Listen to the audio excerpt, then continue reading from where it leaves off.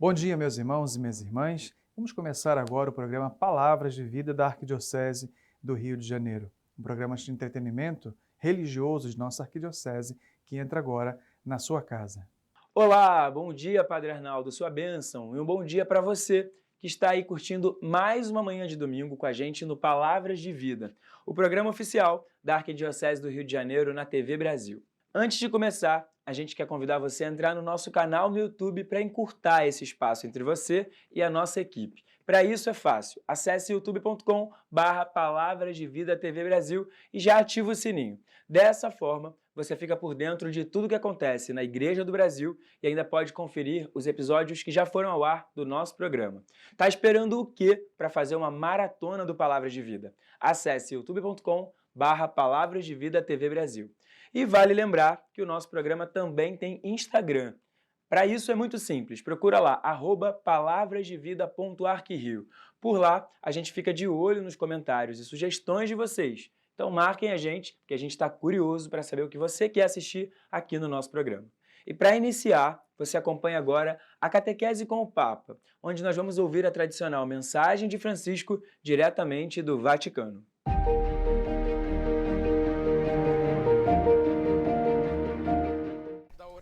Santo Padre, dá início então à audiência geral. Preparemo-nos para acolher a sua palavra e receber a sua bênção. Em nome do Padre, do Filho e do Espírito Santo. La pace sia com voi.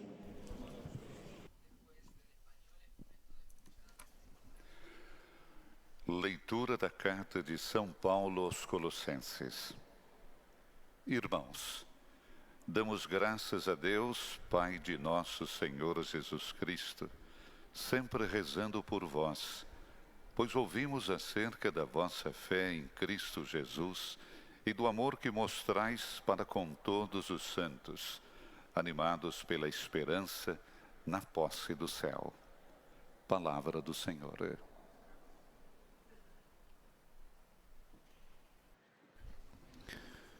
Concluída a leitura do texto bíblico de Colossenses, São Paulo aos Colossenses, capítulo 1, versículo 3 e 5, nas velhas línguas, temos na sequência a catequese do Santo Padre, na audiência geral desta quarta-feira, 24 de abril. Acompanhemos. Cari fratelli e sorelle, buongiorno. Queridos irmãos e irmãs, bom dia.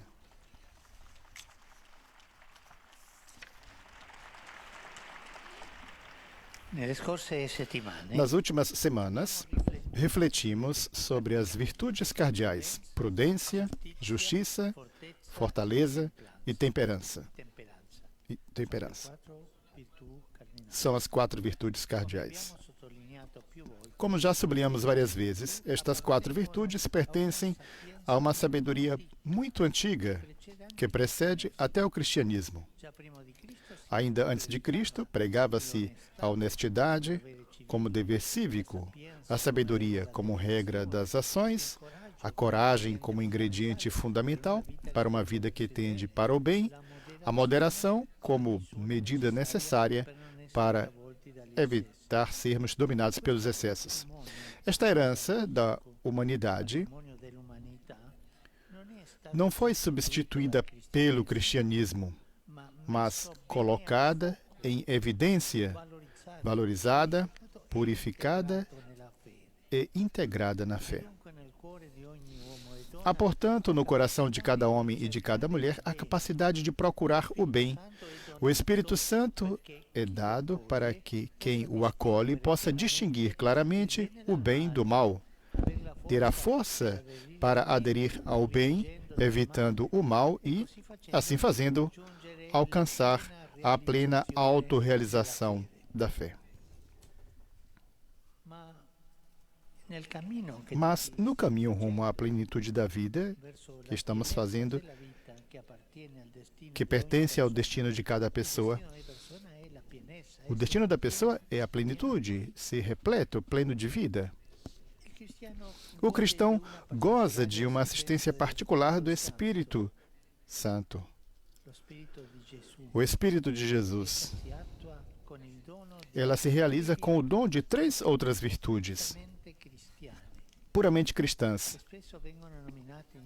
que são frequentemente mencionadas juntas nos escritos do Novo Testamento. Estas atitudes fundamentais que caracterizam a vida dos cristãos são 3 virtudes que nós diremos agora juntos, depois. A fé, a esperança e a caridade. Digamos juntos. A fé, a esperança, não ouço nada, mais forte. A fé, a esperança e a caridade. Os escritores cristãos logo as chamaram de teologais, pois são recebidas e vividas na relação com Deus, para diferenciá-las das demais chamadas de cardeais, pois constituem o pivô de uma vida boa.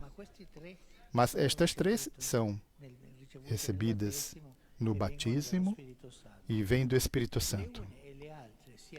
Ambas, combinadas em muitas reflexões sistemáticas, compuseram, assim, um maravilhoso setenário, que é frequentemente contrastado com a lista dos 7 pecados capitais. É assim que o Catecismo da Igreja Católica define a ação das virtudes teologais. Como define? Fundam, animam e caracterizam o agir moral do cristão. Estas 3 virtudes informam e vivificam todas as virtudes morais.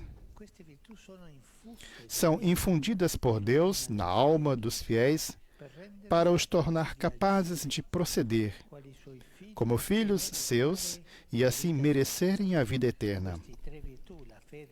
Estas 3 virtudes, a fé, a esperança e a caridade, são o penhor da presença e da ação do Espírito Santo nas faculdades do ser humano. Enquanto o risco das virtudes, falemos dos riscos, enquanto o risco das virtudes cardeais é o de gerar homens e mulheres heróicos na prática do bem, mas, no fim das contas,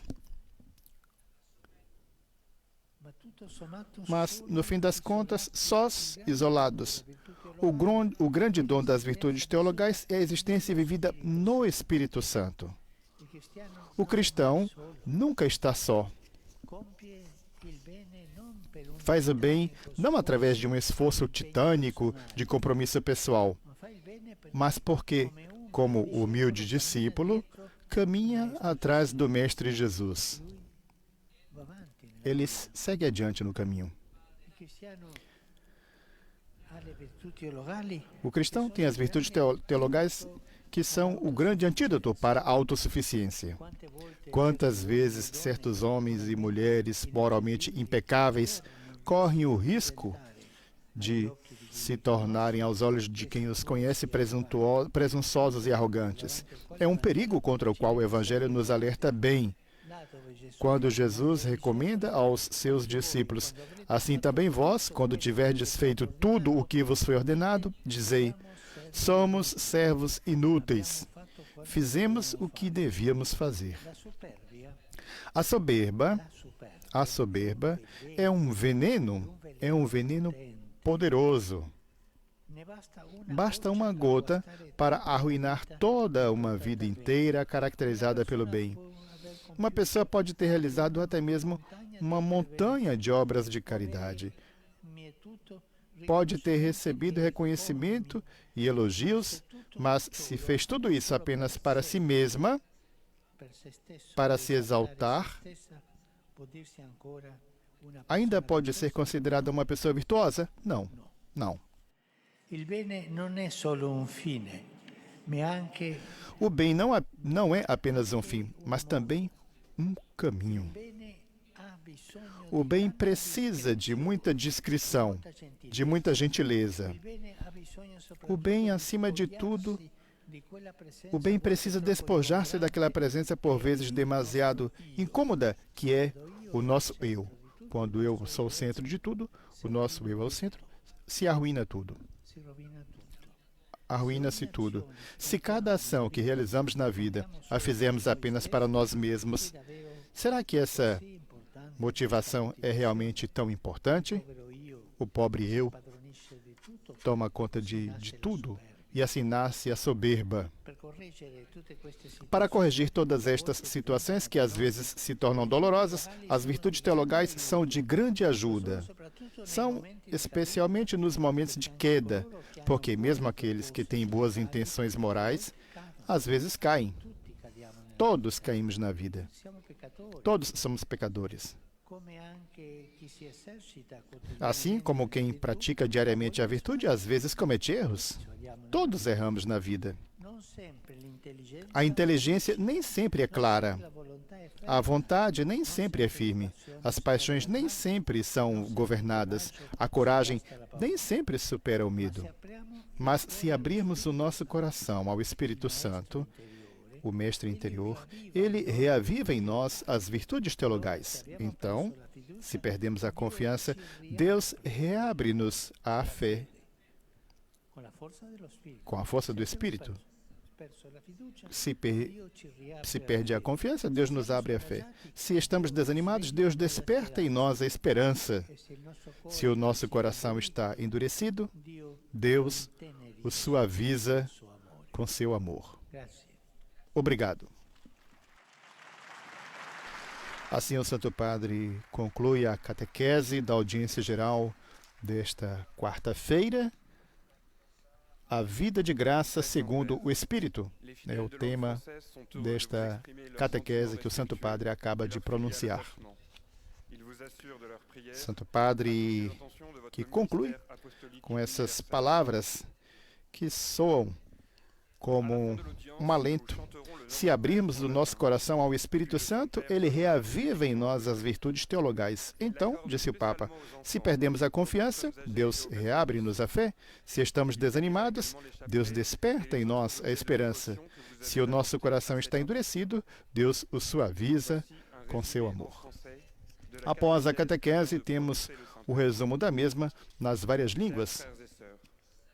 Neste momento, temos então o resumo em língua francesa. La prudence, la justice, la force et la tempérance. Ces vertus sont issues d'une sagesse ancienne, antérieure au christianisme, qui les a mises en valeur, enrichies, purifiées et intégrées. Elles sont les piliers d'une vie bonne. Ainsi, la capacité de rechercher le bien se trouve dans le cœur de tout homme. S'en tenir à ces seules vertus, c'est risquer de créer des personnes héroïques dans l'accomplissement du bien, mais isolées, qui peuvent succomber à l'orgueil et à la présomption. Le chrétien n'est jamais seul. Il vit dans l'Esprit Saint qui lui donne les vertus théologales, la foi, l'espérance et la charité, qui l'aident à discerner le bien et à l'accomplir. Reçues de Dieu et vécues en relation avec lui, ces vertus théologales sont un remède à l'autosuffisance. Le chrétien accomplit le bien non par un effort titanesque personnel, mais en marchant humblement derrière Jésus. Maintenant, le Saint-Père va saluer en italien les pèlerins de langue française.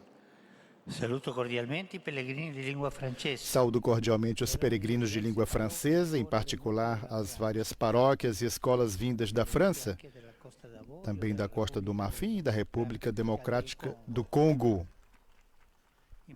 Imploremos o Espírito Santo, que nos preencha sempre mais de fé, esperança e caridade para ajudar-nos a caminhar no seguimento de Jesus, fazendo bem. Deus vos abençoe. Todos colocam-se de pé. Temos agora a oração do Pai Nosso. Rezemos.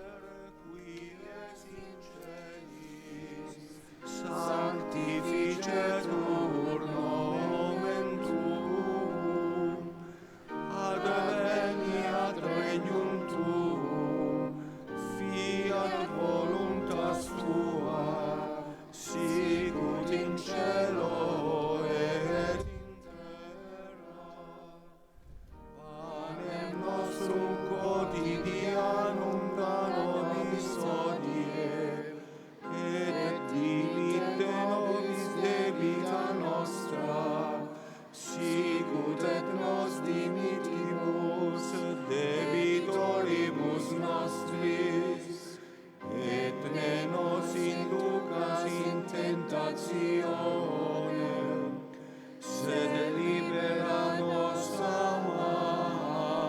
Preparemos-nos para receber a bênção do Santo Padre. Domino vobiscum. Et cum spiritu tuo, Sit nomen Domini benedictum. et hoc nunc et usque in saeculum, Aiuterium nostrum in nomine Domini. qui feci caelum et terram. Benedicat vos omnipotens Deus, Pater et Filius et Spiritus Sanctus. Amen. Amen.